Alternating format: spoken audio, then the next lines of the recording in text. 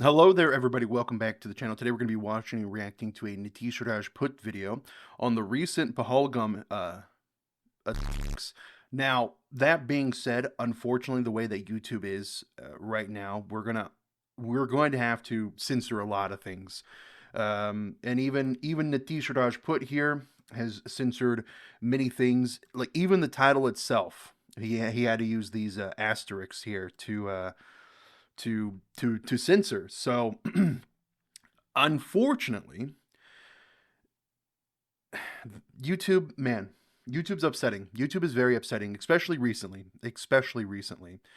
But this is a very important thing to get out. It's a very important topic to talk about, to share, to spread, because it really just feels like many parts of the world are, I don't know if they're intentionally ignorant about it, but I think they are via the media. The media is being ignorant about it. Thus, the people just don't really know. So the more that people talk about it, the more that people around the world will hopefully learn of it. I've told my friends, my family all about it. I've tried to spread as much as I can here, but of course I'm only one person. So we're going to watch and react to this video here. The link will be in the description down below. More than likely, YouTube has completely demonetized Nitish Rajput's video on this topic. Mine will be as well, but make sure to go and like, subscribe, leave a comment on Nitish Rajput's video, because that is very important that we support Nitish Rajput here. So again, we're going to go ahead and watch the video. Link will be in the description down below. Man, oh man. Man, oh man. The reality of Pahalgam. I know a lot about it. I actually live streamed when it had happened. When the incident happened, I live streamed a couple days after, and then of course Operation Sindoor happened. I live streamed that as well. So I am aware of a lot of the topics, but there might be some things that I could have missed. So this Nitish Rajput always does like super in-depth videos, and I'm sure that he'll go into great detail on this topic. So let's learn together, yeah? Pahalgam हमले में जिन हाथों ने उस दिन बंदूकें चलाई थी वो आज की डेट तक जिंदा घूम रहे हैं. True. True. It's going to be difficult to get them. There's going to have to be almost like a full sweep for all the attacks. हमले के लास्ट में इन्होंने डेड बॉडीज के साथ सेल्फियां ले लेके रखी और जो I didn't video know record that. करी He थी took उसने उसके selfies? बाद That's जाके उसको disgusting. पैलेस्टीन के बारे में बोलने को कहा और जैसे ही उसने बोला Talk about Palestine. Strange. Well, it's not so strange because before the attack actually occurred, some of the higher ups of Hamas went to Pakistan. So it's not strange, I guess, that they would be talking about Palestine. ये चीज सामने आई इन्होंने hotel पे हमला करने का जो plan था Yeah, they did change the उसकी attack. Location I know change that. They करके used like पहलगाम कर दी वरना पहले जो target the third terrorist who was earlier target. They use like satellite imagery, and they changed their attack a couple times from based off of like information that's known, था. right? तीसरा आतंकवादी legal student visa लेके अटारी border से पाकिस्तान में तो घुसा हमला होने से पहले पहलगाम एरिया की जो सैटेलाइट इमेजेस Legal student उनको visa? खरीदने की जो डिमांड थी वो अचानक से डबल क्यों हो गई ये नॉर्मल नहीं है Yeah. They used one of those companies. There's tons of these companies that have satellites out there. They bought a bunch of them. जैसे ही हमला हुआ यूएस Bunch की of the Maxar footage from that technology ने area. Pakistan की company BSI से partnership तुरंत तोड़ दी ये कोई ऐसे ही रैंडम फायरिंग नहीं थी तीन तरफ से ग्राउंड को चोक करके भीड़ को मैगी स्टॉल की तरफ इकट्ठा किया गया कि तुम्हारी इतनी हिम्मत कि अब तुम कश्मीर में डोमिसाइल इशू करोगे They were intentionally moved over there, right? A lot of the people in the area were in on it. करते हैं बढ़ती गर्मी के साथ इंडिया की Oh, this is बढ़ती ad. प्रॉब्लम टेम्परेचर और पोल्यूशन भारत की Um, geographical location for Dermatouch. It's a face washing acid. Yeah, face wash. Acid face wash. Dermatouch. Get that Dermatouch, guys. We're gonna jump ahead here.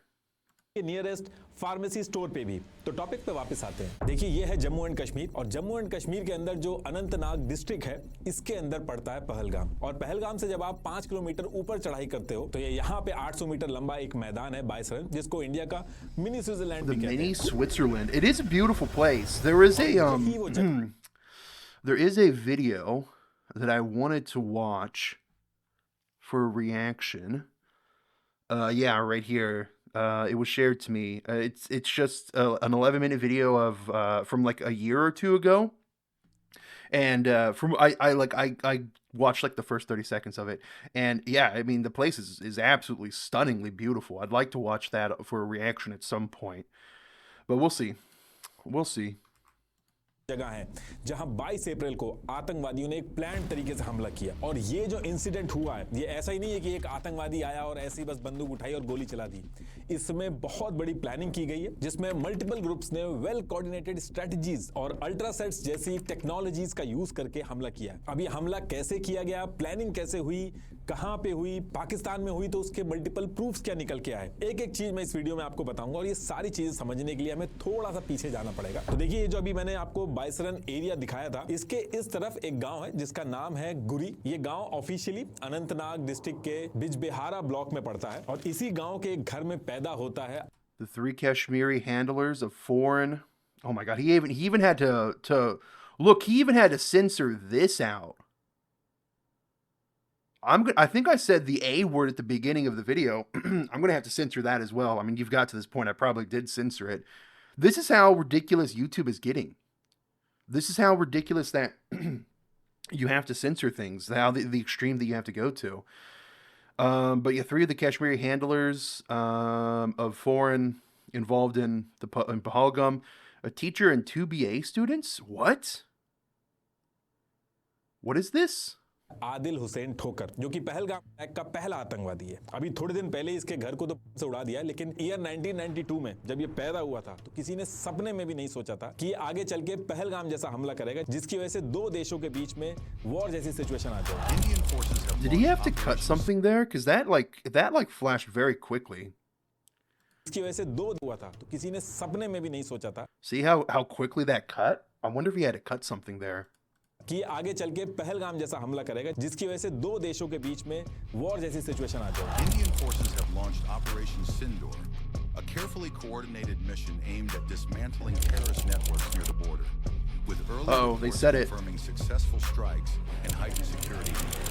अब आदिल जब यहाँ पे बड़ा हो रहा था तो इसने पहले शाह हमदान पब्लिक स्कूल में एडमिशन लिया, फिर government Aldil Hussain, son of Wali Muhammad Thoker, a resident of Guri. He was born in native village, 1992. He did his schooling from the public school. Higher secondary school Bijbehara से 12th class की, और year 2018 आते आते अनंतनाग में जो रहमत आलम college है वहां से अपना MA कंप्लीट करके टीचिंग करने लगा। तो ईयर 2018 तक, जब तक ये कॉलेज में था, तब तक किसी भी एंटी इंडिया एक्टिविटी में इसका नाम नहीं आया था। लेकिन बस एक चीज थी उस टाइम पे जो सबने नोटिस की थी कि उस एरिया में जब भी कोई आतंकवादी मारा जाता था तो उसके जनाजे में जरूर जाता था ये। बाकी किसी और एक्टिविटी में इसका नाम उससे पहले सुनाई में नहीं आया था। लेकिन अप्रैल 2018 में इसने अपना असली एक्टिविटी में जब भी कोई आतंकवादी मारा जाता था तो look, he even had to censor it here. Man, YouTube is so bad. YouTube is so bad. He was seen attending these funerals. Wow. उसके जनाजे में जरूर जाता So था। like the बाकी किसी Pakistani और government, एक्टिविटी में then, इसका the नाम Pakistani उससे पहले military सुनाई में नहीं officials, आया। like लेकिन how they April got 2018 they में were in इसने photos अपना like असली right गेम after स्टार्ट किया। 29th of April Operation Sindoor. 2018 को ये आदिल ठोकर जो था, Attending ये those क्या करता है, funerals. अपने घर वालों से बोलता है कि उसका एक एग्जाम है, तो उसके लिए इसको कश्मीर के बडगाम जाना पड़ेगा और वहां एग्जाम देके वापस घर आ जाएगा। और घर वाले भी इसकी बात मान के इसको भेज देते हैं। लेकिन 2 से 3 दिन निकल जाते हैं, लेकिन आदिल अपने घर वापस नहीं आता, बल्कि गायब हो जाता है। और घर वाले बैक टू बैक फोन भी मिलाते हैं इसको, लेकिन इससे बात नहीं होती है। और फिर थक हार के 2 मई 2018 को आदिल ठोकर की जो मदर थी शहजादा बानो, वो पुलिस स्टेशन में जाके मिसिंग कंप्लेन रजिस्टर करा देती। अब इधर मिसिंग रिपोर्ट तो रजिस्टर हुई, लेकिन एक्चुअल में आदिल ने पहले से ही पूरी प्लानिंग कर रखी थी। इसने बिना किसी को बताए सेम मंथ यानी कि अप्रैल 2018 को पाकिस्तान में एक एप्लीकेशन लगा के स्टूडेंट वीजा के लिए अप्लाई कर दिया था हायर स्टडीज के लिए, और बहुत ही कम टाइम में यानी कि सेम मंथ में पाकिस्तान अथॉरिटी जो है वो आदिल ठोकर को स्टूडेंट वीजा ग्रांट भी कर देती है। और इसी वीजा के बेसिस पे आदिल घर में एग्जाम का बहाना बना के अटारी वाघा बॉर्डर के रास्ते वैलिड पासपोर्ट और वैलिड स्टूडेंट वीजा के थ्रू मई 2018 में पाकिस्तान पहुंच जाता है। ये उसकी पिक है उस टाइम की। अब ये पाकिस्तान पहुंच तो गया था, लेकिन इसको पाकिस्तान जाके पढ़ाई नहीं करनी थी। पाकिस्तान पहुंचने के बाद सबसे पहले अपना फोन बंद करता है, अपनी फैमिली और अपनी कश्मीर के आसपास के जो लोग थे उनसे पूरी तरीके से कांटेक्ट खत्म कर देता है, और सेम डे लश्कर तैयबा की लीडरशिप से मिलता है। लश्कर तैयबा ये वही मिलिटेंट ऑर्गेनाइजेशन है। Crazy. So this guy feigned wanting to go to university, but instead he met up with Lakshari Taiba. इसने Wow. मुंबई पार्लियामेंट ये सब करवाए। Oh, look, he Pakistan even has पहुंचने के to बाद censor मुजफ्फराबाद that. के Man, सवाई YouTube is नाला so में bad. एलडी का कैंप है, YouTube, I'm complaining about it, but literally YouTube is censoring the truth here. When people have to censor like that, it's basically YouTube saying you can't speak the truth on our platform. It's unacceptable. LOC से 30 kilometre अंदर पड़ता है PoK में। यहाँ पे इसकी training start होती है। दौराए सूफा, दौराए आम, दौराए खास, ये सारी इसकी ट्रेनिंग स्टार्ट होती है। अभी जो ऑपरेशन सिंदूर में 9 स्ट्राइक्स की गई थी, उसमें से सबसे पहली स्ट्राइक यही की गई थी। अब इधर आदिल की ट्रेनिंग अपनी चलती रहती है, इसको रेडी किया जाता है आगे चल के हमले करने के लिए।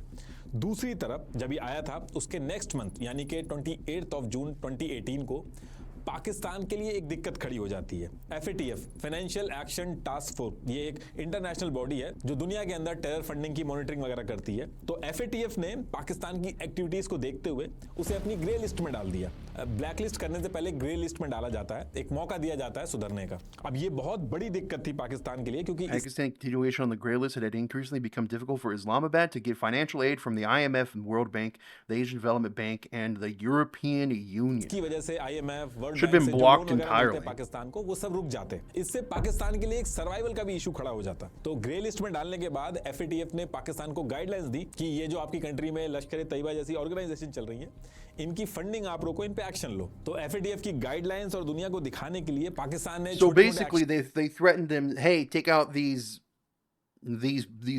people, otherwise we're going to stop funding. But they didn't take out the people, and they just continued funding. So it's like it doesn't even matter. लिए इन्होंने रिपोर्ट सबमिट करना स्टार्ट करी कि इन्होंने फंडिंग रोक दी है, और इनके लीडर्स जो हैं मिलिट्री वगैरह के, इनको भी जेल में डाल के दिखाया। अब इसके कुछ महीने बाद 14 फरवरी 2019 को इंडिया के अंदर पुलवामा किया जाता है।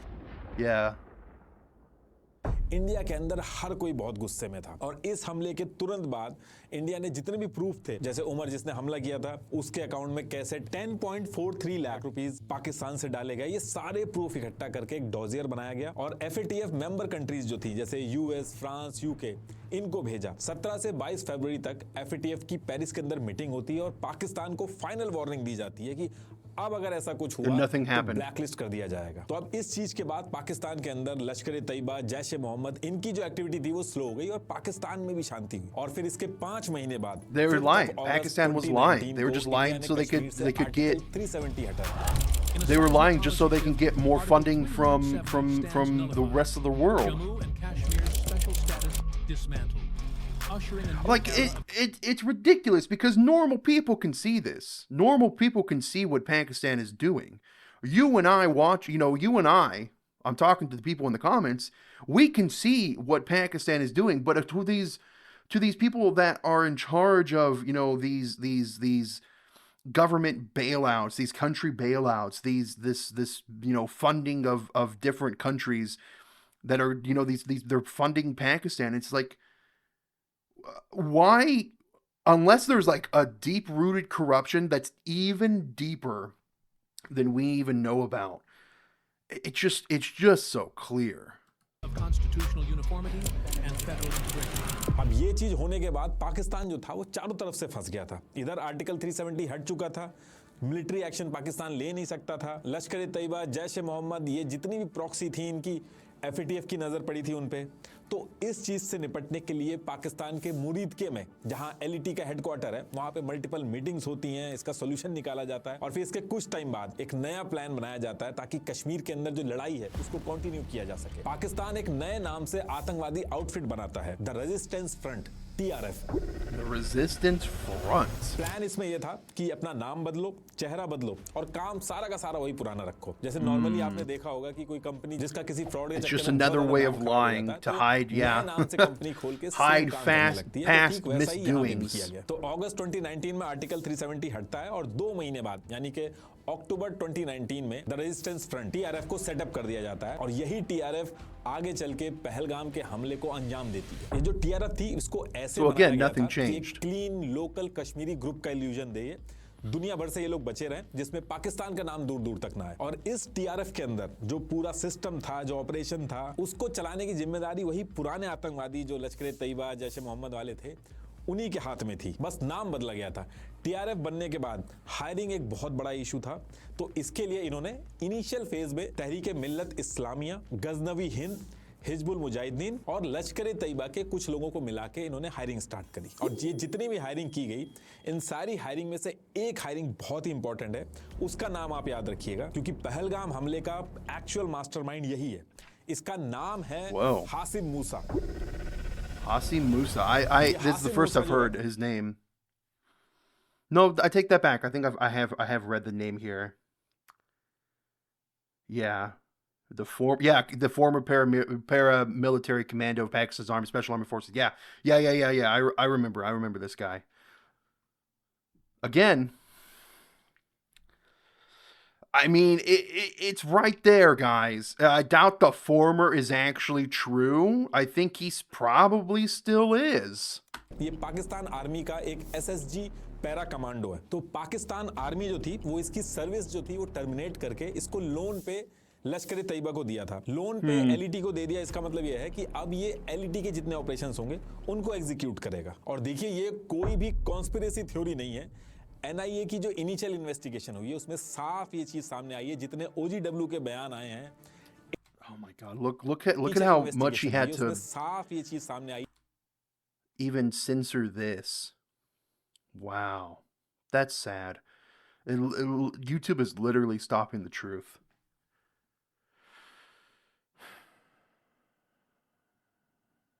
ये जितने OGW के बयान आए हैं, India today, times of India, the new Indian express day 1 से इस चीज को कवर कर रही हैं। और इसमें जो कह रहा है कि NIA तो इंडिया की है, ये न्यूज एजेंसीज भी इंडिया की हैं, तो देखिए क्राइम इंडिया के अंदर हुआ है, इन्वेस्टिगेशन इंडिया के अंदर चल रही है, तो टोक्यो से रिपोर्ट नहीं आएगी। और ये जो सारी चीजें बता रहे हैं छुपती नहीं है। पुराने भी जितने हमले हुए, चाहे पुलवामा हो, 26/11 हो, कसाब जो पकड़ा गया, जो भी प्रूफ आए, NIA ने इनिशियल स्टेज में जो भी बोला गया, आगे चल के वो सारी चीजें प्रूव हुई और इंटरनेशनल कम्युनिटी ने भी उन प्रूफ्स को माना। और देखिए इससे पहले मैं आगे पहलगाम का जो हमला हुआ उसकी प्लानिंग कैसे हुई, ये लोग घुसे कैसे, कोऑर्डिनेशन कैसे किया, उसके बारे में बताऊं। उससे पहले ये चीज समझनी बहुत जरूरी है कि सिर्फ इंडिया इकलौता देश ऐसा नहीं है कि जो पाकिस्तान के बारे में ये सब चीजें बोलता है। Wait, go back. Since 2020, have been operating south of Jammu regions. Observer Research Foundation.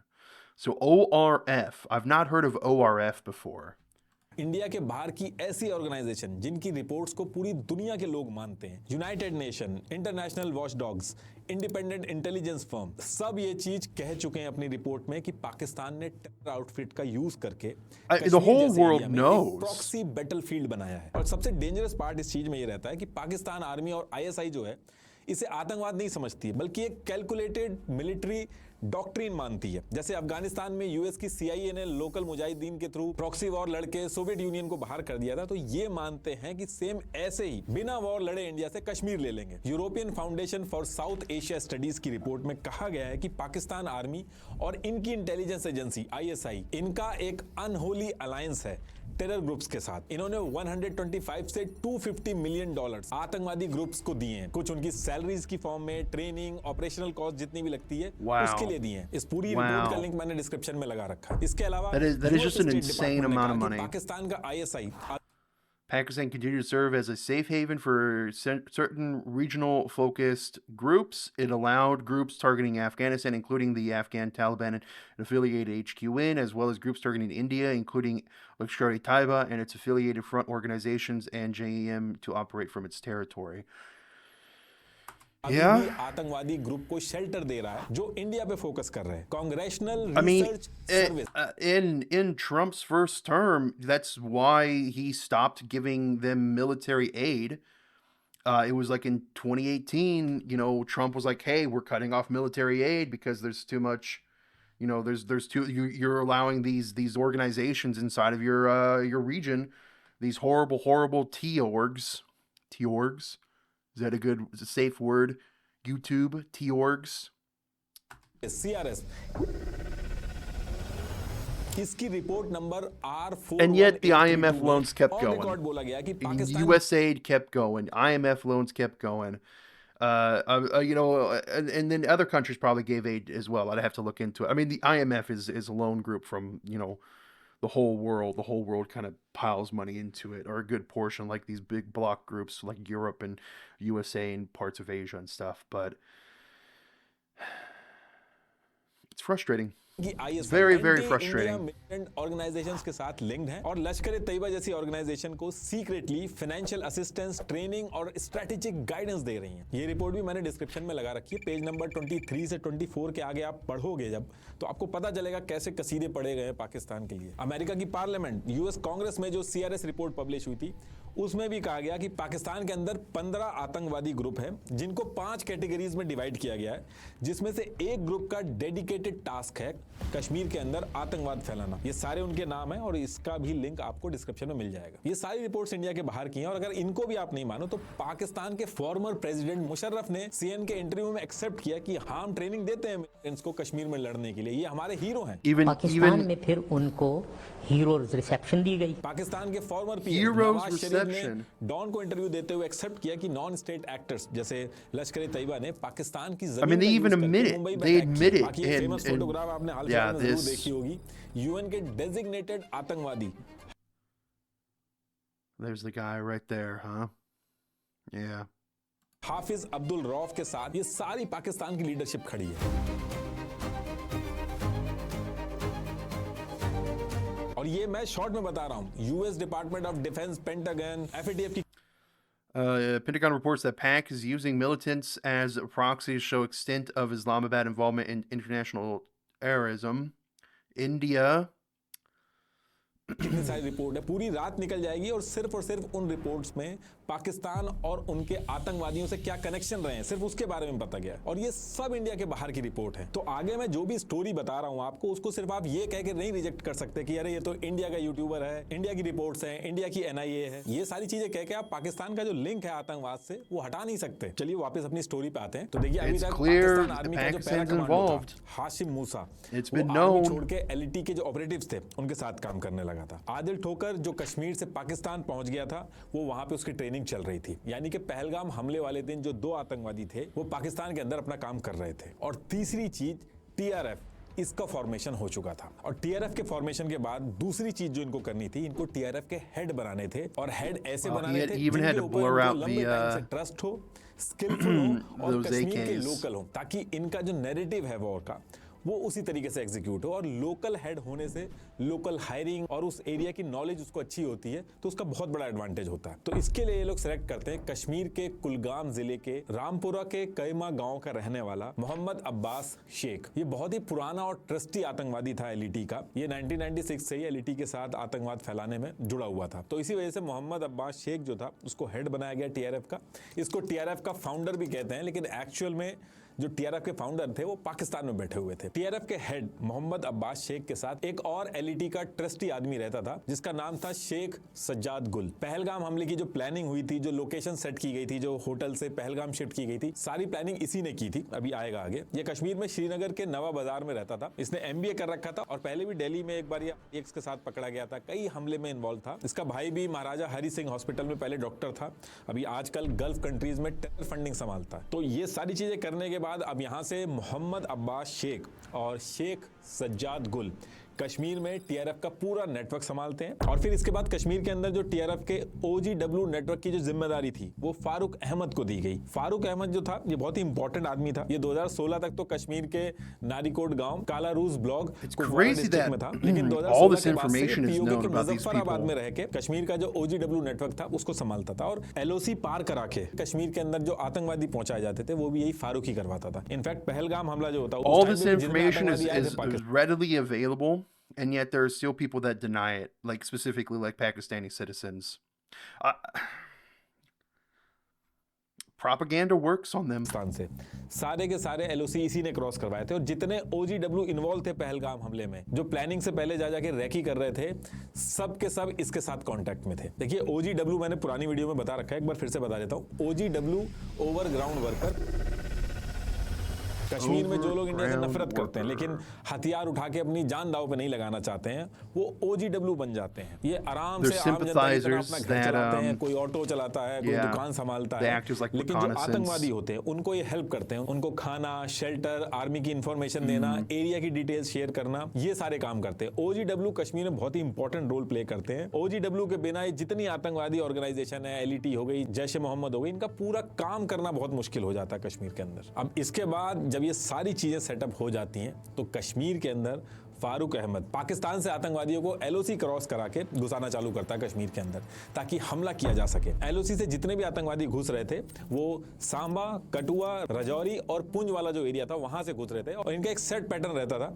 Kashmir के बॉर्डर पे घुसने के बाद OGW इनको रिसीव करते थे, इनकी हेल्प करते थे, और फिर ये बॉर्डर पे आने के बाद डायरेक्ट जम्मू वाला रूट पकड़ के अनंतनाग पहुंचने की बजाय ये जो यहाँ से आप किश्तवाड़ वाला एरिया जो देख रहे हो, यहाँ वाले रूट से पहुंचते थे, क्योंकि यहाँ पे बहुत ज्यादा घने जंगल हैं, नेचुरल केव्स हैं। एवरेज एलिवेशन जो है सी लेवल से 2000 मीटर से भी ऊपर है, तो भागने में बहुत आसानी होती है। यहाँ पे पकड़ना इनको बहुत मुश्किल होता है। 22 अप्रैल 2025 जिस दिन अटैक हुआ था, आज की डेट तक किश्तवाड़ वाला जो इलाका है, हमारी फोर्सेस इनको ढूंढ ढूंढ के मार रही हैं।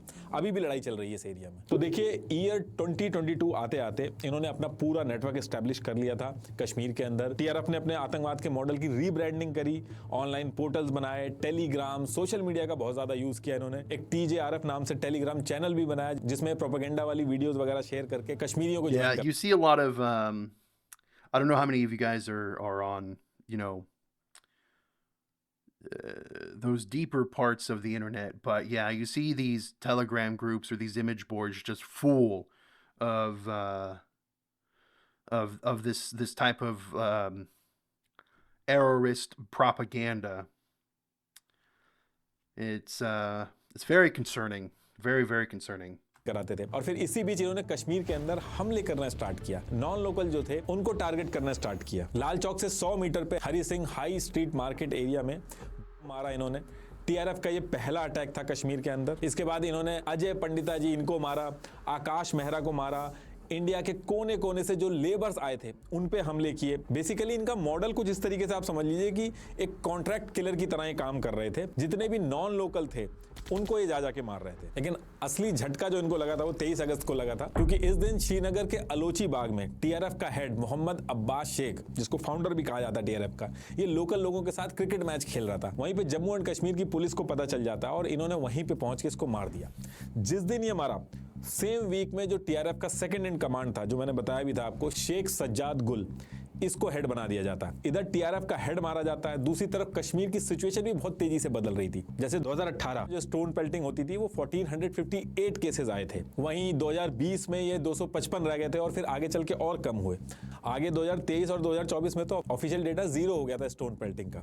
2018 में जो 228 आतंकवादियों के केस रजिस्टर्ड हुए थे, वहीं 2023 की बात करें तो TRF 44 हमले ही कर पाया था। 2018 में जहां 8.5 लाख टूरिस्ट आए थे, ये नंबर बढ़ के 2023 में 31 लाख हो गया था, और उसके नेक्स्ट ईयर तो 43 लाख टूरिस्ट आए थे। 2019 में जहां 296.64 करोड़ की इन्वेस्टमेंट हुई थी, वहीं 2022 में 2153 करोड़ की इन्वेस्टमेंट हुई कश्मीर के अंदर। बहुत पैसा इंजेक्ट किया जा रहा था, और डोमिसाइल लॉ जो थे वो भी आ चुके थे, जिसकी वजह से कश्मीर के बाहर के लोग भी डोमिसाइल सर्टिफिकेट बनवा सकते थे। और मेन जो टारगेट था TRF का वो यही था कि ये जो ट्रेड बढ़ रहा है, टूरिस्ट बढ़ने से जो कश्मीरियों के हाथ में पैसे आ रहे हैं, इसको रोका जाए अटैक करके। इसको लेके इन्होंने कुछ नॉन लोकल्स और जिन लोगों को डोमिसाइल इशू किए गए थे उन पे हमले किए, लेकिन टूरिस्ट का नंबर कम नहीं हो रहा था।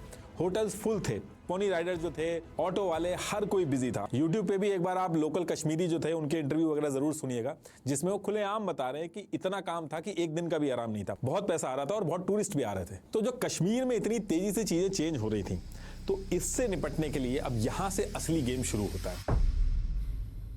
सितंबर 2023 को हाशिम मूसा, इसके बारे में मैंने आपको बताया था कि इनिशियल इन्वेस्टिगेशन में ही आ गया था कि ये पाकिस्तान आर्मी का एसएसजी पैरा कमांडो था। तो मूसा और मूसा के साथ अली भाई के बारे में ज़्यादा डिटेल्स आई नहीं है, ये इसके बारे में नहीं पता है कि ये पैरा कमांडो में था या नहीं था, लेकिन ये अली भाई और मूसा जो थे ये दोनों पाकिस्तानी सिटीजन थे। तो सितंबर 2023 को दोनों कठुआ और सामा सेक्टर के रूट से कश्मीर में इनको घुसाया जाता है। कश्मीर में पहुंचने के बाद OGW की हेल्प से ये खारी, माहौर, बसंतगढ़ यहाँ पे सेफ हाउस में रहते हैं। It's crazy that they even had support and help from the locals as well. But again, that propaganda seeps in all over the place. It really does. ये मूसा जो था, इसकी कॉम्बैट ट्रेनिंग बहुत ही अच्छी कराई गई थी। ये कई दिनों तक बर्फ में, जंगल में रह के निकाल सकता था। तो प्लान ये था कि अब जो भी आगे कश्मीर में हमले होंगे उसको मूसा ही लीड करेगा अली भाई के साथ मिलके, और फारूक के जो 15 से 20 OGW थे ये उसकी मदद करेंगे। तो कहने का मतलब ये है कि आगे चल के जो पहलगाम हमला होने वाला था उसके मेन 2 आतंकवादी कश्मीर में सितंबर 2023 में पहुंच चुके थे। कश्मीर में पहुंचने के बाद ये अपने छोटे मोटे ऑपरेशन एग्जीक्यूट करते हैं, और फिर अक्टूबर 2024 को पहलगाम हमले में जो तीसरा आतंकवादी था जिसने बंदूकें चलाई थी, आदिल ठोकर, जो शुरू में मैंने बताया था कि स्टूडेंट वीज़ा लेके पाकिस्तान गया था, ये भी अपनी ट्रेनिंग पूरी करके कश्मीर के अंदर जो पुंछ राजौरी वाला एरिया था इस सेक्टर से घुस जाता है। एक एहसान करके और आतंकवादी था जो सेम टाइम में कश्मीर में आया था, लेकिन उसके भी कोई कंफर्म रिपोर्ट नहीं आई है कि ये वही एहसान है जो पहलगाम के हमले वाले दिन था। अब कश्मीर में पहुंचने के बाद ये लोग कुछ टाइम तक नॉन लोकल्स पे हमले करते हैं, स्पेशली जो लेबर्स जो थे, जो इंफ्रा और डेवलपमेंट के प्रोजेक्ट में इन्वॉल्व थे। जैसे गगनगिर में जी मोर टनल प्रोजेक्ट पे 6 लेबर और 1 डॉक्टर को मारा इन्होंने। फिर डेरा की गली DKJ में हमले किए। तो इस तरीके से हर थोड़े टाइम पे ये लोग वहीं से बैठ के कर रहे थे कश्मीर के अंदर। अब इसके 2 महीने बाद, यानी कि दिसंबर 2024 में, यानी कि पहलगाम हमला होने से 3-4 महीने पहले की बात है, इस टाइम पे श्रीनगर के डचीगम में इनके साथ एक आतंकवादी था जुनैद अहमद भट्ट। इसको फोर्सेस घेर के एक ऑपरेशन में मार देती हैं, और मरने के बाद इसकी बॉडी वगैरह चेक होती है तो इसके पास से एक मोबाइल मिलता है। Hold on. I want to read that. They had photographs with other people. Okay. जिसमें से इसके पाकिस्तान के कनेक्शन, जो इंस्ट्रक्शंस वगैरह आ रहे थे, इनक्रिप्टेड मैसेजेस वगैरह आ रहे थे, वो सब पकड़े जाते हैं, और इसके मोबाइल से एक इमेज मिलती है। अभी रिसेंटली भी आपने ये इमेज देखी होगी। पहलगाम हमले के बाद ये इमेज बहुत ज्यादा वायरल हुई थी। Is this how and why they're able to know so much of this information on these people? Because the amount of information known on like these specific individuals it's astronomical. I can't even fathom like how difficult it would have been to get all of this information. Time पे forces पहचान नहीं पाई थी कि इसमें मूसा भी है, लेकिन जब पहलगाम हमला हुआ और बाद में जब टूरिस्ट ने डिस्क्रिप्शन वगैरह दिए हमले के बाद और स्केच बने, तब ये फोटो निकल के आई, और OGW जो थे, जो पकड़े गए, तो उनकी इंफॉर्मेशन के थ्रू तब उसमें पता चला कि ये जो फोटो है इसके राइट में जो है ये मूसा है, और इसके बगल में जो आप देख रहे हो ये जुनैद है जिसको मारा गया। अब देखिए, इसके बाद जब ये सारे लोग कश्मीर में पहुंच गए थे तो हथियारों का जो अरेंजमेंट हुआ उसके बारे में भी रिपोर्ट्स आई हैं। पहलगाम हमले में अमेरिकन M4 राइफल्स यूज हुई हैं, और ये M4 राइफल्स AK-47 से एडवांस थी। इनमें नाइट विजन डिवाइसेस और कैमरे वगैरह लग जाते हैं। जब पहलगाम हमले के बाद क्राइम सीन से कार्ट्रिज बरामद हुई थी तो उन कार्ट्रिज का बैलिस्टिक एनालिसिस किया गया था, उसमें ये चीज निकल के M4 and AK used during the assaults. India media reported investigation team also recovered at least 60 to 70 used cartridges. Wow. सामने आई थी कि M4 कार्बाइन्स और AK-47 जैसी बंदूकें यूज की गई, और ये जो अमेरिकन M4 राइफल्स हैं इनके बारे में भी चीजें बाहर आई हैं कि जब USA अफगानिस्तान से निकला था तो करीब $7 बिलियन के हथियार छोड़ के गया था अफगानिस्तान में। Blame Joe Biden for that. Including American F4 rifles, वहां से ब्लैक मार्केट में सारे हथियार पहुंचे थे, और इंटेलिजेंस रिपोर्ट के हिसाब से जैश ए मोहम्मद का जो चीफ था मुफ्ती अब्दुल रऊफ असगर, जिसको आर्म्स, प्रोक्योरमेंट्स और लॉजिस्टिक का टास्क दिया गया था, वो इन M4 राइफल्स को स्मगल करवा के खैबर पख्तूनख्वा रीजन के थ्रू जैश ए मोहम्मद के हेडक्वार्टर मरकज कैंप में लेके आया और फिर वहां से ड्रोन का यूज करके ये जो हथियार थे कश्मीर के अंदर डंप किए गए। और ये जो प्रोसेस था कश्मीर में हथियारों को लाने का, ये कई सालों से चल रहा था। अब देखिए, इसके बाद एक बहुत ही अनयूजुअल एक्टिविटी हुई और जिस स्टाइल से पहलगाम किया गया उसकी वजह से इस इंसिडेंट की इंपॉर्टेंस और बढ़ गई। एक्चुअली हुआ क्या कि थोड़े टाइम पहले अगस्त 2024 में कतर के दोहा में यूएन का डेजिग्नेटेड आतंकवादी और लश्कर ए तैयबा का हेड सैफुल्ला कसूरी हमास के लीडर खालिद मशाल से मिला था। और उस टाइम पे पाकिस्तान की जो पाकिस्तान मरकजी मुस्लिम लीग PMML थी, इसने भी इस मीटिंग की वीडियोस वगैरह डाली थी। उस टाइम पे तो इस चीज पे किसी ने ज्यादा ध्यान नहीं दिया था, लेकिन असली खतरे की घंटी बजती है 5 फरवरी 2025 को। इस दिन क्या होता है कि पाकिस्तान के रवालकोट शहीद Yeah, this is Hamas. Yeah, this is where Hamas got involved. I mean, Hamas actually went to Pakistan many times. The Hamas members. Sabir stadium में हमास के लीडर आते हैं। ये इतिहास में पहली बार हुआ था जब हमास की लीडरशिप ने POK के अंदर कदम रखा था। और यहाँ पहुंचने के बाद They इन्होंने went like 2 or कॉन्फ्रेंस 3 रखी। times. इस I'm sure कॉन्फ्रेंस का he'll ऑफिशियल नाम say रखा in the Kashmir video. Solidarity and Hamas operation Al Aqsa flood conference. और यहाँ पे इन्होंने काफी रैली की, इंडिया के खिलाफ बहुत सारा जहर उगला और यहाँ से ये चीज लगने लगी थी कि अब कश्मीर में ये लोग कुछ करने वाले हैं। और पहलगाम हमला भी जो हुआ वो भी हमास स्टाइल में ही हुआ। और ये मीटिंग होने के बाद ये रिपोर्ट्स आने लगी कि हमास ने यहाँ पे आने के बाद कश्मीर के अंदर जो हमले करने की टैक्टिक्स हैं, एनक्रिप्टेड कम्युनिकेशन के जो तरीके हैं और सिविलियन टारगेटिंग वगैरह पे डिस्कशन किया। अब देखिए, इधर 5 फरवरी को हमास की लीडरशिप POK पहुंची और वहीं इसके एक वीक बाद एक और अनयूजुअल चीज होती है। यूएस के अंदर एक फेमस सैटेलाइट कंपनी है मैक्सार टेक्नोलॉजीज। तो क्या होता है कि अचानक से इस कंपनी के पास कश्मीर के पहलगाम का जो एरिया है वहां की high resolution there are many of these satellite companies, unfortunately. अब पहलगाम एक टूरिस्ट एरिया है, And anybody can just go out नहीं है and कि buy इस तरीके से information डिमांड from it. बढ़ना ये नॉर्मल नहीं था। ये इमेज आप पॉज करके एक बार देख लेना। 12, 15, 18, 21 और 22 फरवरी इसी साल 2025 में सबसे ज्यादा हाई रेजोल्यूशन इमेजेस के ऑर्डर आए। ये वो इमेजेस हैं। देखिए, ये जो यूएस की सैटेलाइट कंपनी है Maxar technology, World's most advanced Earth observation satellites. Some of the world's. 30. Oh yeah, that's what it was. 30 centimeters. Satellite company है Yeah, 30 centimeter resolution. Maxar There are a technology. few companies that get as good as 10 centimeters. ये high resolution satellite images जिनका size 30 centimetre से लेके 15 centimetre तक होता है, उनको दुनिया भर की अप्रूव्ड गवर्नमेंट और डिफेंस एजेंसीज को सेल करती है। जैसे इंडिया के अंदर इसरो और मिनिस्ट्री ऑफ डिफेंस इसके कस्टमर हैं। ये हाई रेजोल्यूशन सैटेलाइट इमेजेस जो होती है नॉर्मल नहीं होती, इससे ग्राउंड पे छोटी से छोटी चीज देखी जा सकती है। इन हाई रेजोल्यूशन इमेजेस के थ्रू अटैक की प्लानिंग, टारगेट वेरिफिकेशन वगैरह ये सारी चीजें होती है। ये इमेज एक टैक्टिकल वेपन की तरह एक्ट करती है बैटलफील्ड के अंदर। इस वजह से ये अपनी इमेजेस सिर्फ अप्रूव्ड गवर्नमेंट एजेंसीज के साथ ही शेयर करते हैं। प्राइवेट या रैंडम एंटिटी कोई आती है तो उसको हाई रेजोल्यूशन इमेजेस नहीं देते, लो ग्रेड इमेजेस दे देते हैं, वो काम की नहीं होती। अब यहाँ से क्वेश्चन ये उठता है कि typically पहलगाम जैसे area if like you or I were to go and get buy these images, it would be like you said, the lower quality. We can just go on there and buy them, but they use some nefarious means, some backdoors and backdoor dealings कि to get images की these demand ऐसी बड़ी images. क्यों, और इन images का जो access है वो इतना आसान नहीं है। तो जब इसके बारे में भी पता लगाया गया तो एक नया खेल निकल के आया सामने। हुआ क्या कि जून 2024 में एक Pakistani company business system intelligence Business System Intelligence, Pakistani-based geospatial company. Private limited BSI, इसने I यूएस don't know की anything about satellite this. Company है मैक्सार टेक्नोलॉजीज, इसकी सारी की सारी शर्तें मान के इससे पार्टनरशिप कर ली। अब partnership They did a partnership. होने से Oh इस my Pakistani God. Company BSI को ये एडवांटेज हुआ कि ये उन हाई रेजोल्यूशन इमेजेस जिनको आसानी से What? एक्सेस नहीं किया जा सकता, उनके राइट्स भी आ गए सेल करने के। कहने का मतलब है कि इस कंपनी के पास भी एक्सेस आ गया जो अभी तक अप्रूव्ड गवर्नमेंट एजेंसीज के लिए एक्सक्लूसिव थी। ये पाकिस्तानी कंपनी BSI चाहे तो अपने पाकिस्तानी क्लाइंट उनको भी दे So this was like set up way in advance. This company, this partnership was set up so specifically probably to get the satellite information of who knows all over the world, right? and give it out to these, these different extremist groups, and who knows who could be using them right now. सकती है और कुछ पता नहीं कि वो Crazy. Pakistani client क्या पता आतंकी ऑर्गेनाइजेशन ही हो, और ऐसा होने के चांसेस बहुत ज्यादा है। ऐसा मैं इसलिए कह रहा हूं क्योंकि इस कंपनी का जो फाउंडर था उबैदुल्ला सैयद, ये भी फ्रॉडिया निकला। ये क्या कर रहा था कि जो न्यूक्लियर रिसर्च और मिसाइल डेवलपमेंट जैसे सेंसिटिव कामों के लिए जो हाई परफॉर्मेंस कंप्यूटिंग इक्विपमेंट और एडवांस सॉफ्टवेयर यूज होते हैं, उनको ये यूएस से छुप के पाकिस्तान की जो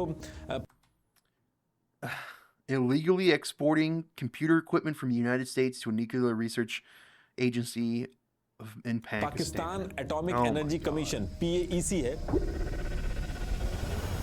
उसको इलीगली एक्सपोर्ट कर रहा था। यूएस ने इसको रंगे हाथों पकड़ लिया और फिर US district court for the northern district of Illinois ने 18 USC 371 के तहत इसको सजा दी। अब देखिए फरवरी 2025 के फर्स्ट वीक में हमास मीटिंग करती है पीओके में। सेम मंथ में पहलगाम जो एरिया है उसकी इमेज की जो डिमांड है वो डबल हो जाती है, और फिर इसके 10 से 15 दिन बाद मार्च 2025 में एक अनाउंसमेंट होती है। अनाउंसमेंट ये थी कि PM Narendra Modi next month यानी कि 19 अप्रैल 2025 को कश्मीर आएंगे वंदे भारत की इनॉग्रेशन करने। अब जब ये अनाउंसमेंट हुई थी तो इस टाइम पे पाकिस्तान से आए मूसा, अली भाई, आदिल ठोकर और बाकी जो इनके साथ ग्रुप में थे, ये कश्मीर के अंदर ही थे। जिस मंथ ये अनाउंसमेंट हुई यानी कि मार्च 2025, इस पूरे मंथ ना तो कोई सैटेलाइट की इमेजेस के ऑर्डर आए, और ये जो मूसा, अली भाई ये जो थे इन्होंने भी कोई एक्टिविटी नहीं की कश्मीर के अंदर। ऐसा माना जा रहा है कि इसी मंथ में ये प्लानिंग हुई होगी किश्तवाड़ के जंगलों में। टीआरएफ के हेड शेख सज्जाद गुल जो था वो, मूसा, अली भाई और आदिल ठोकर जो थे, इन्होंने शायद इसी मार्च के महीने में प्लानिंग करी होगी। लेकिन इसमें सबसे जो सरप्राइजिंग चीज थी, ये जितने भी लोग कम्युनिकेशन कर रहे थे आपस में, चाहे आपस में कर रहे हो चाहे पाकिस्तान के अंदर कर रहे हो, इस कम्युनिकेशन के बारे में किसी को पता ही नहीं चल पाया। और क्यों नहीं पता चल पाया वो भी डिस्कस करते हैं। देखिए पहले ये जो जैश ए मोहम्मद, लश्कर तैयबा और ये जितने आतंकवादी रहते थे, 26/11 का जो मुंबई हमला हुआ था उस समय भी आपने कॉन्वर्सेशन सुनी होगी, अभी भी यूट्यूब पे पढ़ी है। थुराया सैटेलाइट फोन के थ्रू ये लोग आपस में कम्युनिकेशन कर रहे थे, वो सब पकड़ी गई थी। लेकिन इस बार इनको पाकिस्तान मिलिट्री के अंदर जो अल्ट्रासेट्स यूज होते हैं वो देके भेजा गया था कश्मीर में। हुवाई जो है वो एक चाइनीज कंपनी है जो इंडिया के अंदर बैंड है। इसने कुछ स्पेशल स्मार्टफोन्स लॉन्च किए थे, मेट 60 प्रो, P60 सीरीज और नोवा 11 अल्ट्रा। इसमें क्या किया था, इसने इंटरनल सैटेलाइट एंटीना और स्पेशलाइज्ड चिप डाल दी थी इन फोन्स में। पर्पस इसका ये था कि अगर यूजर को कोई इमरजेंसी हो और इंटरनेट ना हो तो वो इन फोन्स को चाइनीज के Tianping satellite network. Wow, China Telecom I did managed not know it went this deep. So they used these Chinese specific smartphones, and they were able to bypass like any tracking because they utilize these satellite calls. Voice text हो गए That's और video chat हो गए, ये कर crazy. सके बिना internet के। बेसिकली एक नॉर्मल फोन सैटेलाइट फोन में कन्वर्ट हो जाता है, और इन्हीं अल्ट्रासेट्स को यूज में लाया गया अपग्रेड करके। पहलगाम की Wow. पूरी प्लानिंग में यहां तक कि हमले वाले दिन ये अल्ट्रासेट्स यूज हो रहे थे। ये पकड़े इसलिए नहीं जा रहे थे क्योंकि जब मूसा और अली भाई जैसे आतंकवादी कश्मीर में बैठ के आपस में कम्युनिकेशन कर रहे थे तो एक्चुअल में हो ये रहा था कि military grade encrypted radio signal Indian cellular और सैटेलाइट सर्वेलांस सिस्टम को बाईपास करके चाइना की सैटेलाइट का यूज करते थे, और फिर उसके थ्रू पाकिस्तान में जो सर्वर है वहां पे सिग्नल जाते थे, जिससे इनका कम्युनिकेशन ट्रेस ही नहीं हो पा रहा था। और इसलिए ये माना जा रहा है This is ये जो पूरा मार्च का crazy. मंथ था और ये पूरी This is प्लानिंग हुई, ये crazy. पकड़ में ही नहीं आ पाई। इनके कम्युनिकेशन जो थे वही नहीं But it पकड़ में is- आए। I mean, I Pakistan can- के I- कराची it's और expected. POK के मुजफ्फराबाद में बैठ के कोऑर्डिनेशन किया गया इन अल्ट्रासेट्स का यूज करके, जहां एक एक स्टेप समझाया गया कब, कहां और किस तरीके से टास्क को पूरा करना है। ये जो अल्ट्रासेट्स हैं ये सिर्फ एक बार 2023 में सुरन कोटे के एक एनकाउंटर में एक बार हाथ लगे थे एक आतंकवादी के पास से, इसको क्रैक करने की कोशिश की गई। इनफैक्ट इस अल्ट्रासेट को वेस्टर्न कंट्रीज को भी भेजा गया था लेकिन ये क्रैक नहीं हो पाया था। ये बहुत बड़ा रीजन था कि इनकी जो कम्युनिकेशन थी वो ट्रेस नहीं हो पा रही थी। तो कम्युनिकेशन के लिए अल्ट्रासेट्स तो यूज हुए, और कश्मीर के जंगलों में जो रास्ते ढूंढे जाते थे, पहले जो OGW होते थे उनकी बहुत ज्यादा हेल्प ली जाती थी, लेकिन इस बार OGW की कम हेल्प ली गई। वो इसलिए किया गया क्योंकि इन्होंने नेविगेशन के लिए भी नए मेथड यूज किए। इन्होंने एक ऐप का यूज किया जिसका नाम है एल्पाइन क्वेस्ट, Alpine Quest? जिसको ट्रैकर जो है वो ऑफलाइन नेविगेशन के लिए यूज करते हैं। जब इंटरनेट नहीं होता है तो गूगल मैप की तरह पहाड़ों पे नेविगेट करते हैं इसका यूज करके। तो इस एल्पाइन क्वेस्ट के ऑफलाइन वर्जन में इन्होंने हाई रेजोल्यूशन सैटेलाइट इमेजेस का यूज किया, जिसकी So वजह high resolution satellite images of what like mountain trails and whatnot. से ये मूसा, अली भाई बिना इंटरनेट सर्विसेज के, बिना OGW की हेल्प के, जैसे गूगल मैप चलता है उस तरीके से इस एल्पाइन क्वेस्ट ऐप का यूज करके किश्तवाड़ के जंगलों में घूम रहे थे। अब इसके बाद अप्रैल फर्स्ट वीक में प्लानिंग स्टार्ट होती है कि किस तरीके से कश्मीर के अंदर जो टूरिस्ट आ रहे हैं, कैसे ट्रेड को इंपैक्ट किया जाए कश्मीर के अंदर, ताकि ये जो पूरा सिस्टम चेंज हो रहा है बहुत तेजी से कश्मीर के अंदर, वो डिसरप्ट हो सके। तो अप्रैल फर्स्ट वीक में इन्होंने डिसाइड किया कि कश्मीर के जबरान वैली के पास जो लग्जरी होटल्स होंगे, स्पेशली जिनमें फॉरेन टूरिस्ट होंगे, उनके ऊपर हमला करा जाएगा। बेसिकली ये कश्मीर के ट्रेड को इंपैक्ट करना चाह रहे थे। एक तरह से कश्मीरियों के खिलाफ ये ट्रेड वॉर थी। इसमें एक चीज और कही गई है कि शायद ये भी रीजन हो सकता है क्योंकि पीएम नरेंद्र मोदी को भी कश्मीर में आना था उस टाइम पे इनॉग्रेशन करने के लिए, तो सेम टाइम पे जो लग्जरी होटल होंगे उनमें हाई वैल्यू टारगेट जो होंगे, पीएम के डेलीगेट्स वगैरह जो आते हैं साथ में, उनके होने के भी चांसेस बढ़ जाएंगे। तो उसकी वजह से हमले की जो कवरेज होगी वो और ज्यादा फैलेगी। इस वजह से ये लोग इस टाइम पे होटल के अंदर जो टूरिस्ट होंगे उनके ऊपर अटैक करने का प्लान जो था इन्होंने फिक्स कर दिया था। अब टारगेट फिक्स होने के बाद 4 अप्रैल 2025 को ये रैकी स्टार्ट करते हैं। रैकी करने आदिल ठोकर के साथ OGW जाते हैं। पाकिस्तानी जो मूसा और अली भाई थे ये रैकी करने नहीं जाते थे। रैकी जब हो जाती थी तो OGW इनको फुटेज वगैरह जाके शेयर करते थे और फिर प्लान बनाया जाता था और डेली बेसिस पे रैकी होती थी। अब जब ये रैकी हो रही थी इसी बीच में 9 अप्रैल को एक लोकल रेजिडेंट था रशपाल, उसके घर में 2 से 3 आतंकवादी M4 rifle, Well, 2 basic looking weapons, probably AKs. Third one had sophisticated one, probably M4 carbine with a vision device mounted. लेके घुसते हैं। अब ये आतंकवादी थे कौन ये कंफर्म नहीं हो पाया, लेकिन एक चीज कंफर्म हुई कि ये मूसा, अली भाई, इनमें से कोई नहीं था। अब रशपाल के घर में घुसने के बाद ये फूड, ट्रैवल बैग और अम्ब्रेला मांगते हैं। फिर रशपाल जो था उससे फोन मांगते हैं, उसके फोन से व्हाट्सएप कॉल करते हैं, उर्दू में कहीं पे जाके बात करते हैं और फिर सिम तोड़ के रशपाल का जो फोन था उसको वापस कर देते हैं। और उसके बाद जब जा रहे थे ये लोग तो इन्होंने इलाके के आसपास जितने भी एरिया है उनकी जो डायरेक्शन थी वो रशपाल से पूछी और सारा कुछ पूछने के बाद ये निकल जाते हैं। और नेक्स्ट मॉर्निंग यानी कि 10 अप्रैल को रशपाल जो था वो पुलिस को जाके सारी चीजें बता देता। और इसके साथ साथ इस टाइम पे और भी छोटी छोटी इंटेल्स एजेंसीज के पास आ रही थी कि होटल के ऊपर आतंकवादी हमला करने वाले हैं। तो इन सारी चीजों की वजह से जम्मू एंड कश्मीर की पुलिस और पैरामिलिट्री जो थी ये दोनों मिलके दचीगाम, निशांत और आसपास के जो लग्जरी होटल थे वहां ज्वाइंट ऑपरेशन शुरू करके सिक्योरिटी बढ़ा देते हैं। फोर्सेस ने सारे जो होटल के जो एग्जिट और एंट्री पॉइंट थे उन पे सर्वेलेंस शुरू कर दिया था। गेस्ट वेरिफिकेशन होने लगे थे। क्विक रिएक्शन टीम जो थी वो स्टैंड बाय पे रख दी गई थी। I didn't know about this. I didn't know about the detail about this particular detail. I just knew that the attack had changed. वो कैंसिल कर देते हैं और रीजन बताया जाता है कि कश्मीर का वेदर खराब है, इस वजह से ये विजिट जो है वो कैंसिल की जाएगी और वीडियो कॉन्फ्रेंसिंग के थ्रू कर ली जाएगी। अब इसके कुछ टाइम बाद ये जो होटल था जहां पे मूसा, अली भाई इन सब ने टारगेट फिक्स कर लिया था कि होटल के टूरिस्ट पे करेंगे, ये लोग ये प्लान कैंसिल कर देते हैं। अब ये प्लान सिक्योरिटी की वजह से कैंसिल हुआ या जो प्राइम मिनिस्टर नरेंद्र मोदी का आना कैंसिल हुआ उसकी वजह से हुआ, इसके बारे में कोई क्लैरिटी नहीं है। लेकिन होटल का जो टारगेट था जो सबसे पहले फिक्स हुआ था इसको कैंसिल कर दिया जाता है। अब इसके लिए ये लोग फिर से रैकी स्टार्ट करते हैं और रैकी करने के बाद 4 लोकेशन फाइनल की जाती है, जिसमें पहली थी अरू वैली, दूसरी थी बेताब वैली, तीसरा इन्होंने लोकल अम्यूजमेंट पार्क जो होते हैं उनको सेलेक्ट किया था और चौथी थी बाइसरन वैली। सारी लोकेशन ऐसी थी जिनमें टूरिस्ट को किया जाए ताकि ये जो टूरिस्ट आ रहे हैं, ये जो इकोनॉमी बढ़ रही है, इसको इंपैक्ट किया जा सके। अब इसके नेक्स्ट डे ये जो 4 लोकेशन सेलेक्ट की गई थी इसमें से अम्यूजमेंट पार्क की जो लोकेशन थी उसको ये लोग हटा देते, कैंसिल कर देते हैं। और रीजन इसके पीछे ये था क्योंकि इसकी लोकेशन से पहलगाम पुलिस स्टेशन सिर्फ 500 मीटर की दूरी पे था, यानी कि 1-2 मिनट के अंदर ही पुलिस पहुंच सकती थी। और जो even just the thought of them like saying, "Hey, let's go after the amusement park." Reason ये था कि एक तो यहाँ पे नेटवर्क की the likelihood of children being there are even connection बहुत स्ट्रॉन्ग था, तो फोर्सेस का आना और लोगों का भाग जाना बहुत आसान था। और बेताब वैली में भी सेम इशू था, सिक्योरिटी फोर्सेस पास में थी और हमला करने के बाद जो आतंकवादी थे उनका बच के भागने के जो ऑप्शंस थे वो बहुत लिमिटेड थे। और फिर ये सारी चीजें कैलकुलेट करने के बाद फाइनली इन्होंने सेलेक्ट किया पहलगाम की बाइसरन वैली। रीजन ये था कि एक तो यहाँ पे कोई सिक्योरिटी की प्रेजेंस नहीं थी, दूसरा टूरिस्ट का जो फुटफॉल था वो बाकियों कंपैरेटिवली ज्यादा था। यहाँ पे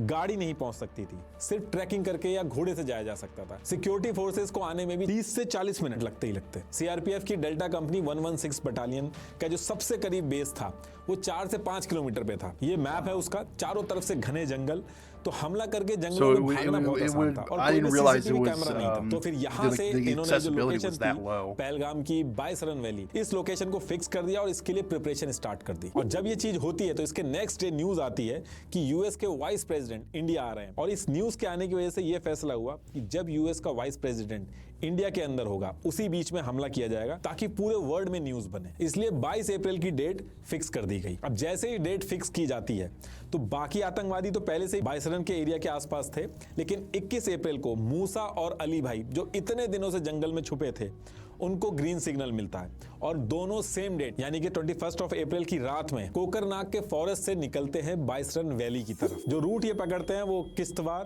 दक्षम, लरनू, चटपाल, ऐशमुकम ये वाला रूट पकड़ते हैं 22 रन की तरफ निकलने के लिए। कुछ रिपोर्ट में आपको अवंतीपुरा, तराल, सिरीगुबार, पहलगाम वाला रूट भी मेंशन मिलेगा, लेकिन ज्यादातर रिपोर्ट में किश्तवाड़ वाला ही रूट मेंशन है, तो मैंने वही वाला लिया। अब यहाँ से लोग चलते हैं और 21 से 22 घंटे लगातार चलने के बाद इस तरीके से इन्होंने ट्रेनिंग की थी कि लगातार चलते हैं और 21 से 22 घंटे लगातार चलने के बाद 22 रन के जो आसपास के जंगल हैं वहां पे आके बैठ जाते हैं और वेट करते हैं हमला करने का। आदिल ठोकर वहीं श्री गुवारा के पास के एरिया में था, तो वो पहले से ही वहां पे था। तो कहने का मतलब है कि अब सारे आतंकवादी 22 रन वैली के आसपास के जो जंगल थे वहां आके बैठ गए थे और घात लगा के इंतजार कर रहे थे। अब देखिए पहलगाम जो है वो ये यहाँ पे है और यहाँ से 5 से 6 किलोमीटर ऊबड़ खाबड़ कच्चे रास्ते से आप ऊपर ट्रैक करके जाते हो तो करीब 1 घंटा लगता है और ट्रैक करने के बाद आप ये इस गेट पे पहुंचते हो और जैसे ही इस गेट से आप एंट्री करते हो तो एंट्री करते ही 800 मीटर लंबा और 600 मीटर चौड़ा ग्रीन मैदान दिखता है। यही मैदान है 22 रन वैली और इसी के आसपास के जंगलों में आतंकवादी छुप के वेट कर रहे थे। तो एक यहाँ से एंट्री एग्जिट गेट है और एक यहाँ से एंट्री एग्जिट गेट है इस मैदान का। ये जो पूरा एरिया है इसको पहलगाम डेवलपमेंट अथॉरिटी ने ब्रिज बेहरा के एक आदमी को 3 करोड़ रुपए में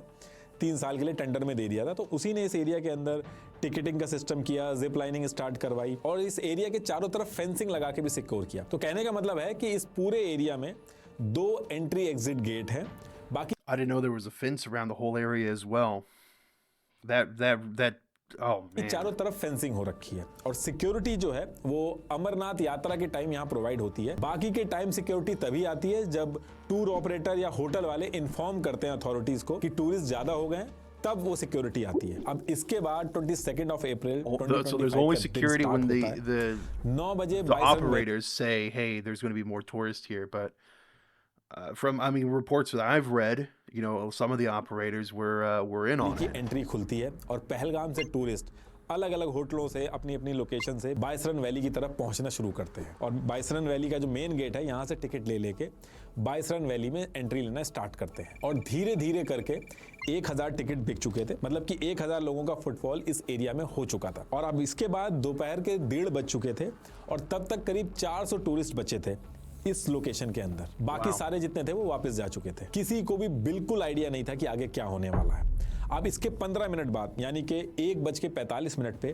पहला आतंकवादी मोस्ट प्रोबेबली आदिल ठोकर जो था वही घुसता है। देखिए यहाँ पे जो मैं आपको जितनी भी चीजें बताऊंगा इस पूरे सीन में ये कहना मुश्किल होगा कि इधर से मूसा गया या इधर से आदिल गया, क्योंकि इस चीज का कॉन्फर्मेशन नहीं हो पाया कि आदिल किधर से घुसा, मूसा किधर से घुसा। सिर्फ इतना कंफर्म हुआ है कि मूसा, अली भाई और आदिल वहां पे थे जिन्होंने बंदूकें चलाई थी और कुछ आतंकवादी जो थे वो जंगल में एज अ बैकअप थे।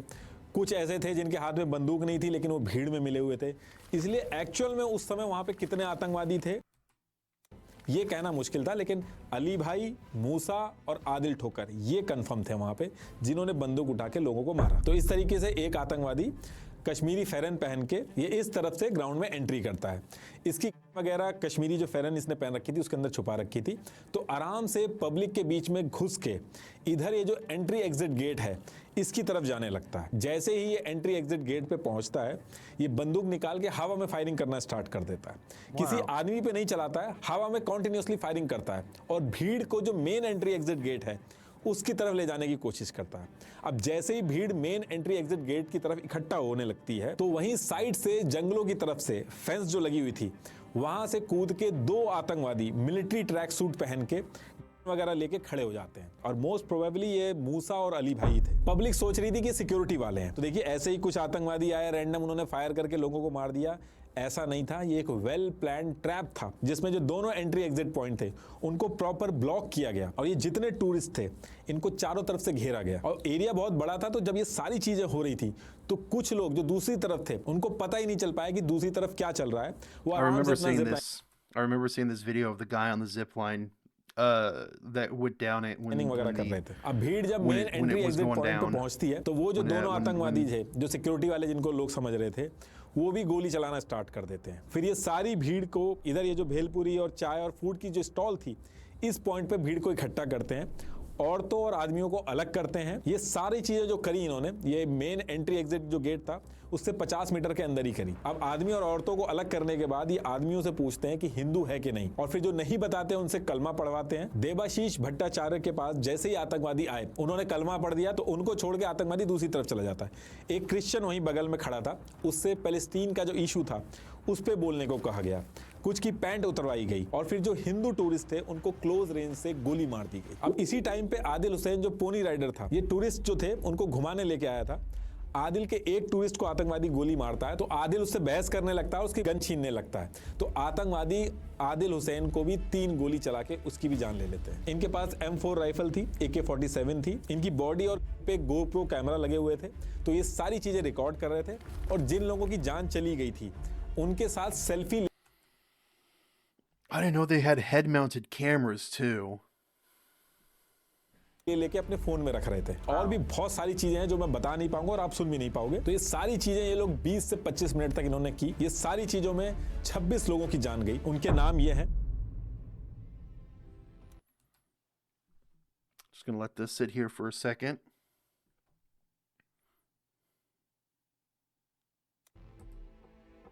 और फिर जब ये सारी चीजें हो गई तो इसके बाद इन्होंने भीड़ में से ही 2 फोन लिए, जबरदस्ती छीने उनसे और उन फोन को लेके लेफ्ट साइड वाली जो वॉल की फेंस थी उसके ऊपर से कूद के जंगलों में भाग गए। अब ये तो भाग गए लेकिन वहां साइड पे चारों तरफ लोग चिल्ला रहे थे, अपनी फैमिली के लिए हेल्प मांग रहे थे, लेकिन दूर दूर तक हेल्प ही नहीं थी कोई।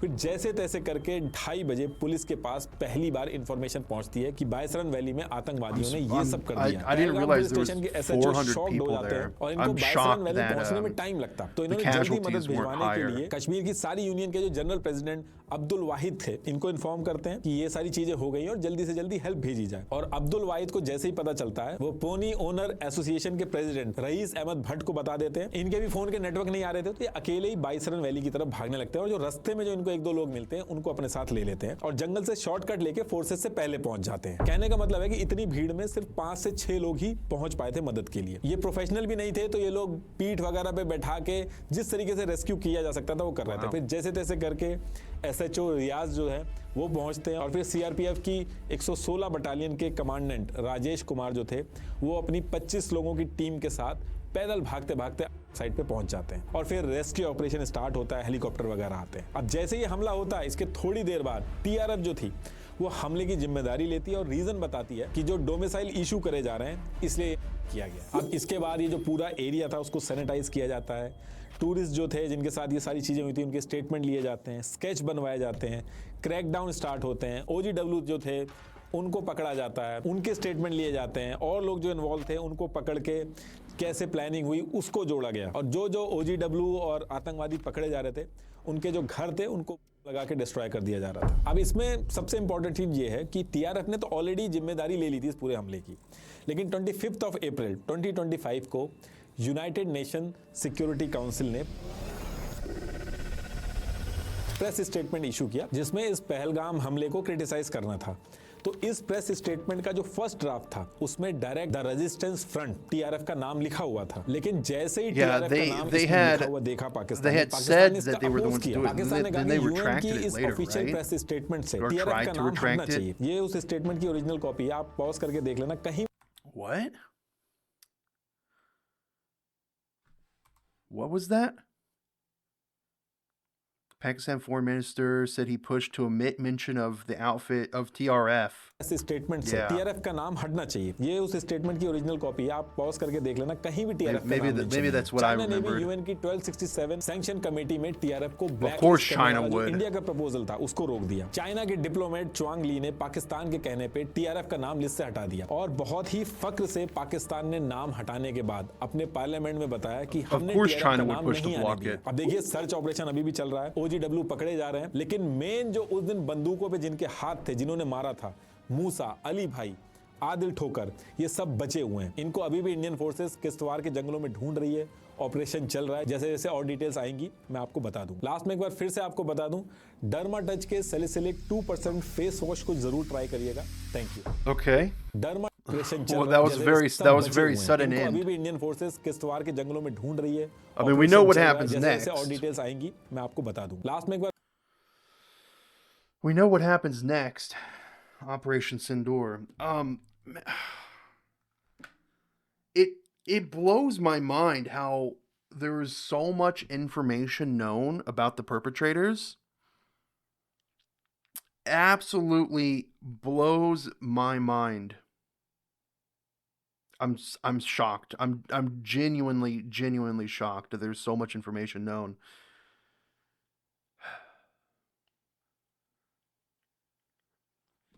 I learned quite a bit. Like I didn't know that the in-depthness of like the how like I didn't know the identities were so well known. I knew things like the satellite imagery. I didn't know that there was a shell company or a Pakistani shell company that, you know, partnered with this company and then took those satellite images and gave them to the TRF. I didn't know that. That was wild to me. Also, I made that statement, you know, all throughout like the first half of this video, right? And about how he had to like, you know, block out all the words. I realized halfway through that सारे के सारे the subtitles weren't censored. So I don't even know if YouTube will allow me to post this video. We'll find out. We'll find out. But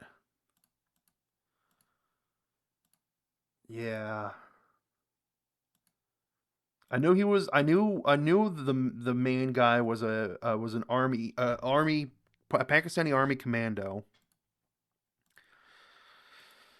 I hope these people are found. I hope justice is brought down upon them. I really do. I'm surprised the casualties weren't higher, with 400 tickets being sold that day. I'm very surprised. Very surprised the casualties were not higher than they were.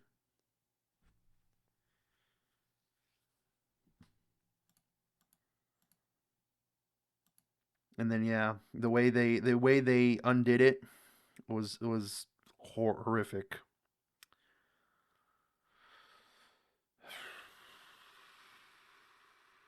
Horrifying.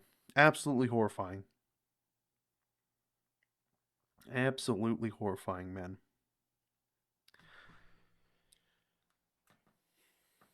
Make sure to go and watch Nitish Rajput's video. Make sure to like his video, give him a comment.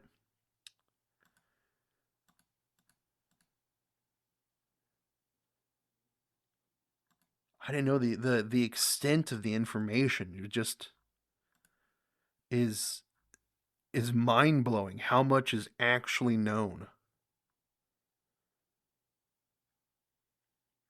Here he has a list of all the references and all the sources and everything here as well.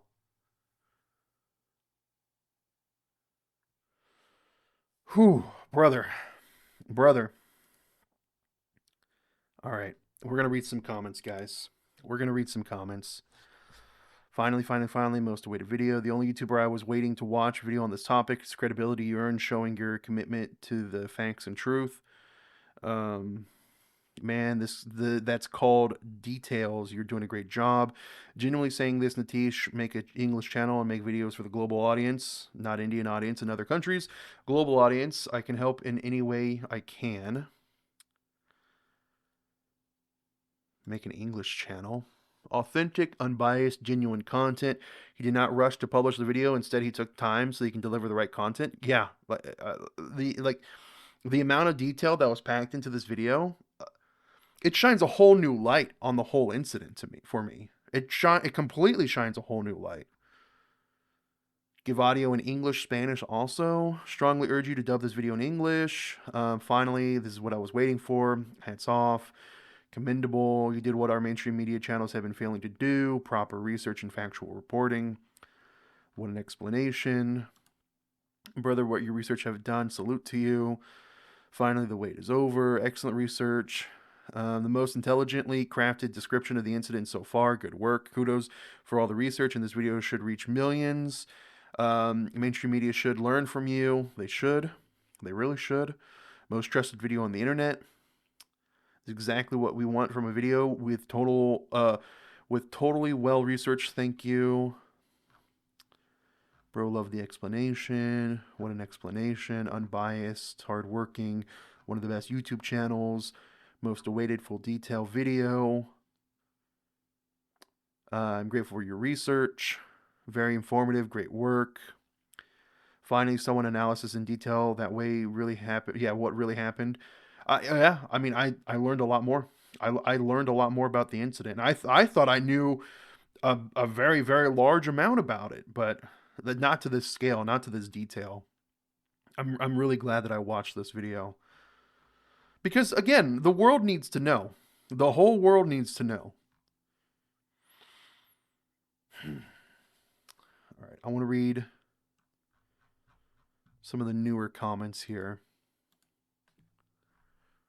Very informative, most awaited video. Sir, I'm waiting for your video. Why are you referring to? Oh, it's because he has to mute himself because of YouTube. He has to censor himself because of YouTube.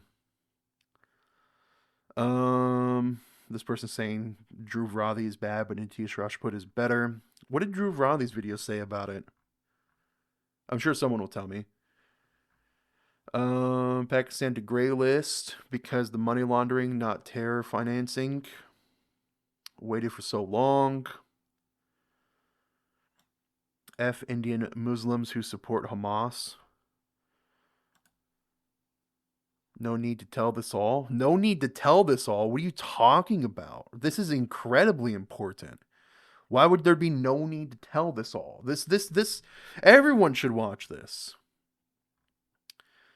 More people need to watch it. The whole Pakistan should have been wiped out, brother. The blood is boiling after watching this video. What an analysis, bro. Hats off. Great detail. What an edit. Why isn't this information available anywhere else? Surprised and disgusted by these people. This needs to reach everyone around the world. That's what I just said. I mean, it's true. It's 100% true. Valuable information. What is this? Whenever my election comes in India, everyone gets attacked by. Then why don't we get paralyzed? Modi rightly plays the music there, and you, because of your views, bring Pakistan to my every point. When it is my country, then it is wrong and calls other wrong. And I'm not going to read that. The translation was a mess. Dhruv Radhi did not say even one genuine thing like this. Such a YouTuber should be banned in Pakistan, not in India. Huh? I don't understand. It's fine. It's the fact that Nitish's channel got banned in Pak is all the proof I need to know that the country runs on propaganda. Trust our armed forces fully. Pak has time and again bled India. Enough is enough. True, enough is enough. After hearing the details, there were several severe security lapses. There should be accountability. Government should highlight who were at fault and... Maybe. I mean, there's definitely needs to be an investigation into a lot of this. Like, why was so much information about this known and yet,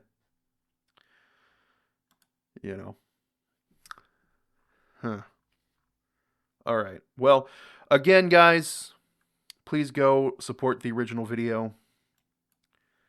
Please, please, please go and support this video.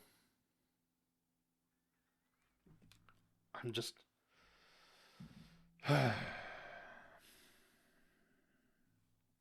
The world is cruel. The world is very cruel. And it upsets me. The cruelty of humans is very upsetting. All right, guys. I'm getting out of here. Thank you for watching. I'll catch you on the next one, okay? Take care. Goodbye.